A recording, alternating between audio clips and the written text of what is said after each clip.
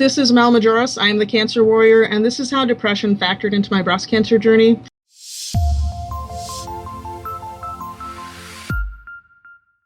I didn't expect it to happen. People think, well, it's cancer and you'll get through it.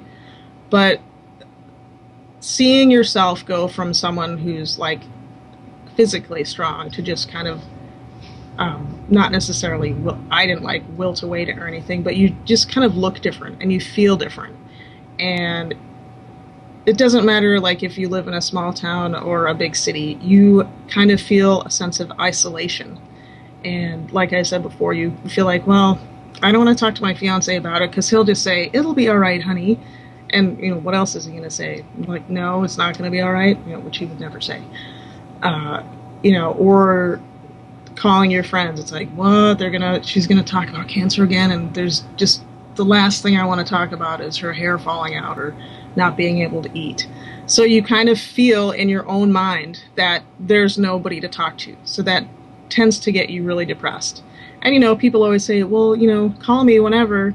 Well, you never get depressed during 9 to 5. I can tell you that much right now. So it's a hard thing to deal with, knowing that you are a strong person and that it's not something that you can control. Like not being able to eat, you can control that. Not having any hair, it'll grow back. Being depressed, it's a mental issue that is basically synapses in your brain. Once you realize that it's something like it is a disease such as cancer, and I talked to my doctor and I was just like, I'm just feeling kind of lost and hopeless and I don't know what to do. She prescribed medication for me, which also is a bonus because it helps with the tamoxifen side effects.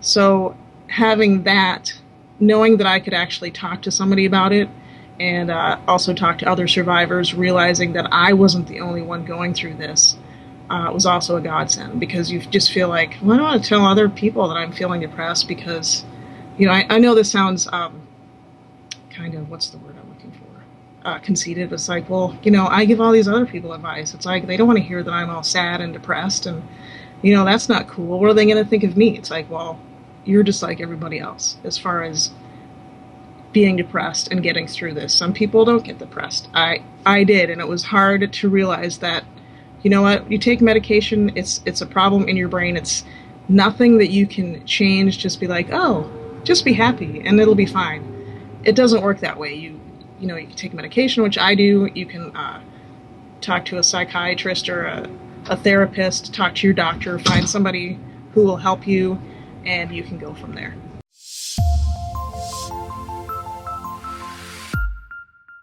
Hi, I'm Wendy Hartley, co-founder of Breast Cancer Answers.